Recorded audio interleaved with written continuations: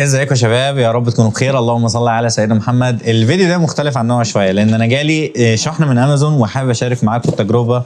ان انت هتعمل انبوكسنج، لكن هو انبوكسنج صغير لان الانبوكسنج الكبير اللي هو عباره عن شرح الحاجه دي والتركيب بتاعها والكلام ده كله هيبقى في فيديو طويل على اليوتيوب. فعلشان ما اطولش عليكم، اول حاجه معانا وهي الجريد او الشبكه اللي بتتحط على اللايت بوكس او السوفت بوكس اللي عندي علشان يوزع الاضاءه والاضاءه تكون سوفت او ناعمه شويه. تاني حاجه معانا وهي الجيمنج ماوس باد.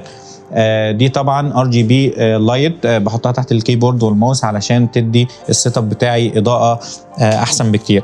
تالت حاجه معانا وهي العملاق كتكنولوجي، لكن هو صغير في الحجم، هو الهولي لاند لارك M2.